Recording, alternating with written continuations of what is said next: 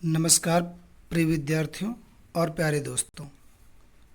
आशा करता हूं कि आप लोग अच्छे होंगे और अपनी पढ़ाई कर रहे होंगे, अध्ययन कर रहे होंगे। हम लोग इसके पहले के वीडियो में वाक्य भेद पर चर्चा कर रहे थे। अर्थ के आधार पर वाक्य भेद हम लोगों ने जान लिए थे। अब हमें रचना के आधार पर वाक्य भेद जानने हैं। तो बहुत कुछ जानना है, अभी बहुत कुछ समझना है। मैं हूं शैलेंद्र, ये है मेरा परिचय। आइए शुरू करते हैं। रचना के आधार पर वाक्य भेद। रचना के आधार पर तीन तरह के वाक्य भेद होते हैं, तीन प्रकार के वाक्य होते हैं। कौन कौन से? एक तो सरल वाक्य, दूसरा संयुक्त वाक्य और तीसरा मिश्र वाक्य। तो आइए देखते हैं, विस्तार से जानते हैं इनके बारे में कि कौन से सरल वाक्य हैं, कौन से संयुक्त वाक्य हैं और कौन से मिश्र वाक्य हैं। तो पहला है सरल वाक्य। तो सरल वाक्य देखते हैं। सरल वाक्य या साधारण वाक्य। साधारण का भी मतलब सरल होता है। जिन वाक्यों में केवल एक ही उद्देश्य या एक ही विधेय होता है उन्हें सरल या साधारण वाक्य कहते हैं। इन वाक्यों में एक ही क्रिया होती है। विद्यार्थियों, मैं आपको बताऊं कि सरल वाक्य की सबसे बड़ी पहचान होती है मुख्य क्रिया। क्या होती है? मुख्य क्रिया। मुख्य क्रिया। जिन वाक्यों में एक ही मुख्य क्रिया होती है वो सरल वाक्य कहलाते हैं। आइए विस्तार से समझते हैं, अच्छे से समझते हैं चीज़ों को।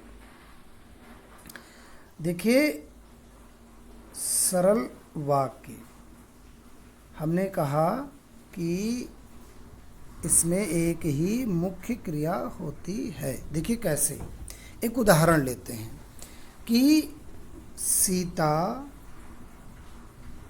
खाना बना रही है। ठीक है। अब इसमें मुख्य क्रिया क्या है? इसमें मुख्य क्रिया है बना रही है। ये क्या है? मुख्य क्रिया है। इसलिए क्या है? सरल वाक्य है, क्योंकि इसमें कोई दूसरी क्रिया है ही नहीं या फिर कोई दूसरी मुख्य क्रिया है ही नहीं। अच्छा, मैं मुख्य क्यों कह रहा हूँ अभी मैं बताऊंगा। अब देखिए, एक और उदाहरण लेते हैं कि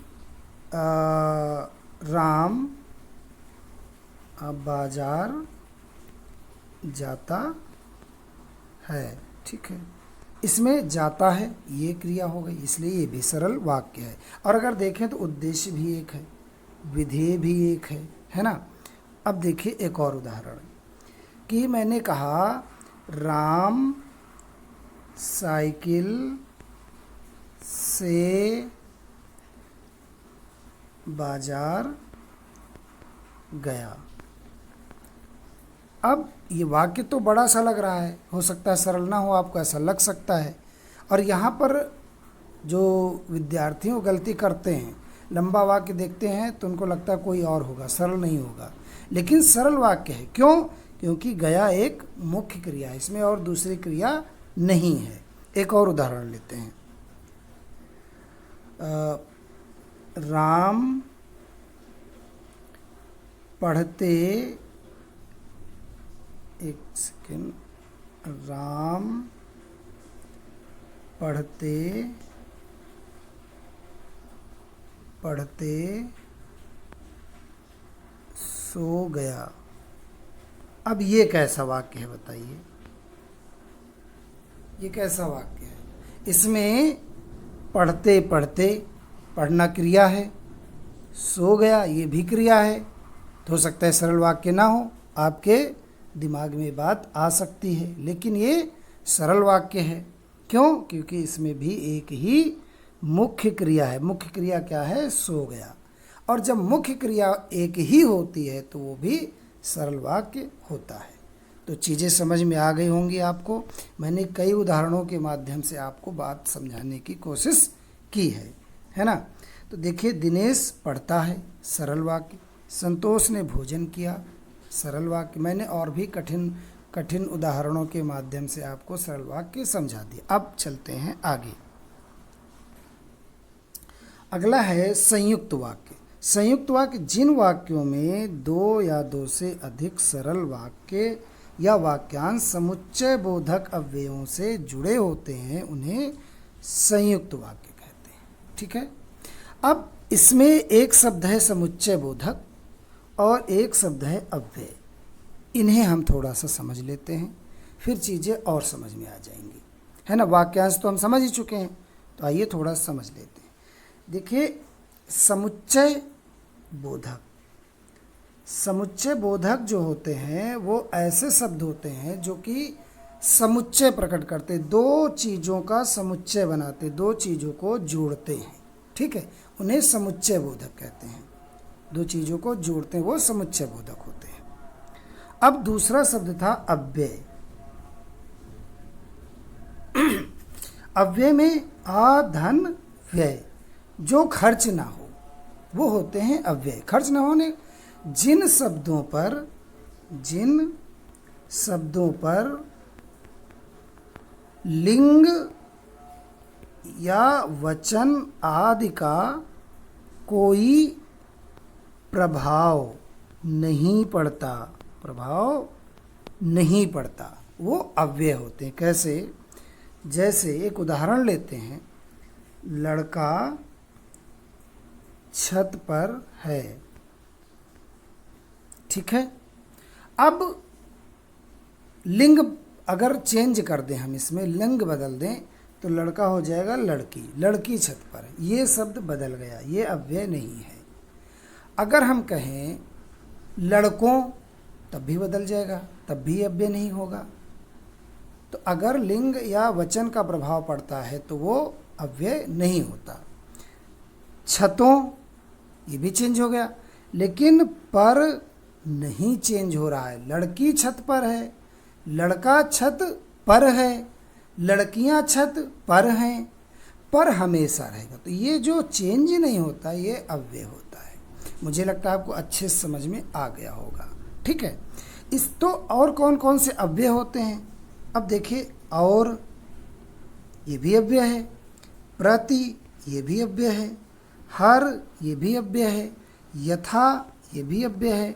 आप इनका प्रयोग करके कहीं भी देखेंगे तो हर लड़की, हर लड़का, या फिर राम और श्याम, श्याम और राम, लड़का और लड़की, लड़की और लड़का, लड़कियां और लड़कियां, जो भी है इनमें चेंज नहीं आएगा, इसलिए ये अव्यय हैं। लेकिन ये भी अव्यय है, पर ये भी अव्यय है, या अथवा, लेकिन, और, तथा, ये सब क्या हैं? अव्यय हैं। चलिए, संयुक्त वाक्य में अव्यय से जुड़े होते हैं। एक सेकेंड, अव्ययों से जुड़े होते हैं। वह सुबह गया, ये उदाहरण है। शाम को लौट आया, ये दो वाक्यांश हैं, है ना। सरल वाक्यांश है, सरल वाक्य हैं। इनको और नामक अव्यय से जोड़ा गया है, इसलिए क्या है? ये संयुक्त वाक्य है। दो जोड़ना संयुक्त, सरल तो सरल ही था, अब संयुक्त दो वाक्यों को जब जोड़ते हैं तो संयुक्त वाक्य। सत्य बोलो पर असत्य नहीं, ये हो गया आपका अव्यय, इनसे जोड़ा गया तो ये संयुक्त वाक्य हो गया। आइए अब चलते हैं तीसरे की ओर। मिश्रित या मिश्र वाक्य। मिश्रित या मिश्र वाक्य, इसमें क्या होता है? जिन वाक्यों में एक मुख्य या प्रधान वाक्य होता है, बल्कि हम कहेंगे उपवाक्य होता है, और दूसरा आश्रित उपवाक्य होता है। ठीक है, उन्हें हम मिश्रित वाक्य कहते हैं। ठीक है। अब यहाँ पर उपवाक्य क्या होता है ना, आश्रित उपवाक्य क्या होता है और प्रधान उपवाक्य क्या होता है, हम इस पर विस्तार से अगले वीडियो में चर्चा करेंगे। अभी क्या है कि हम उपवाक्य केवल समझ लेते हैं, चूँकि अभी हम रचना के आधार पर भेद समझ रहे हैं, तो हम भेद समझने के लिए हमारा काम उपवाक्य से ही चल जाएगा। फिर हम एक विस्तार से चर्चा करेंगे प्रधान उपवाक्य, आश्रित उपवाक्य, संज्ञा उपवाक्य, विशेषण उपवाक्य और क्रिया विशेषण उपवाक्य, ये मिश्रित वाक्य के अंतर्गत आते हैं। तो इन पर हम विस्तार से अगले वीडियो में चर्चा करेंगे। अभी हम उपवाक्य देख लेते हैं। उपवाक्य वाक्य के अंतर्गत उपवाक्य होता है, शब्द से ही समझ में आ रहा होगा। तो अब इतने से हम आगे चलते हैं। तो अब देखिए मिश्र उपवाक्य क्या होता है, जिसमें एक मुख्य उद्देश्य, एक मुख्य विधेय के अलावा एक से अधिक क्रियाएं होती हैं। एक से अधिक क्रियाएं होती हैं। देखिए कैसे, ज्यों ही उसने दवा पी वह सो गया। सो गया, दवा पी, तो दो क्रियाएं हो गईं। तो यहाँ पर क्या होंगी, और दोनों ही मुख्य क्रियाएं हैं। आप ये ध्यान दीजिए, सरल वाक्य मैंने कहा था कि एक ही मुख्य क्रिया होती है, लेकिन यहाँ पर दोनों ही मुख्य क्रिया, दवा पी यह भी मुख्य क्रिया है और सो गया यह भी मुख्य क्रिया है। ज्यों ही उसने दवा पी वह सो गया। दूसरा वाक्य में, मैं जानता हूँ स्पष्ट तौर पर, ये भी मुख्य क्रिया है। तुम्हारे अक्षर अच्छे नहीं बनते, यह भी मुख्य क्रिया है। दो मुख्य क्रियाएं हो गई। जब एक से अधिक मुख्य क्रियाएं होती हैं और उनमें एक प्रधान उपवाक्य होता है और एक आश्रित उपवाक्य होता है।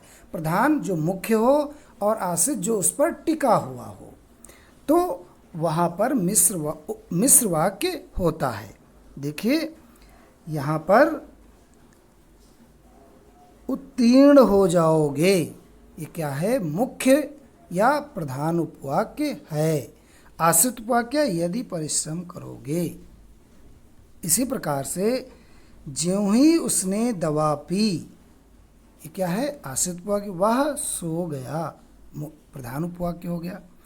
मैं जानता हूँ, ये प्रधान उपवाक्य हो गया। कि तुम्हारे अक्षर सही नहीं बनते, ये क्या हो गया, आश्रित उपवाक्य हो गया। तो इस प्रकार से ये तीन प्रकार के वाक्य हो गए। कौन कौन से, सरल वाक्य, संयुक्त वाक्य और मिश्र वाक्य। इन तीनों वाक्यों के बारे में हमने जाना। तो आज के लिए इतना ही रखते हैं और अगले वीडियो में हम उपवाक्य के बारे में जानेंगे। प्रधान उपवाक्य, आश्रित उपवाक्य और मिश्र वाक्य के अंतर्गत ही संज्ञा उपवाक्य, विशेषण उपवाक्य और क्रिया विशेषण उपवाक्य, इन पर जानेंगे। तो वीडियो पसंद आया, आपको चीज़ें समझ में आई, चीज़ों को शेयर कीजिए, दूसरे लोग भी जाने, है ना। तो चलिए मिलते हैं अगले अंक में। तब तक के लिए विदा लेते हैं। और विदा लेने से पहले आपसे एक प्रश्न, केवल एक प्रश्न और बहुत ही सरल, कि रचना के आधार पर कितने प्रकार के वाक्य भेद होते हैं। मिलते हैं अगले अंक।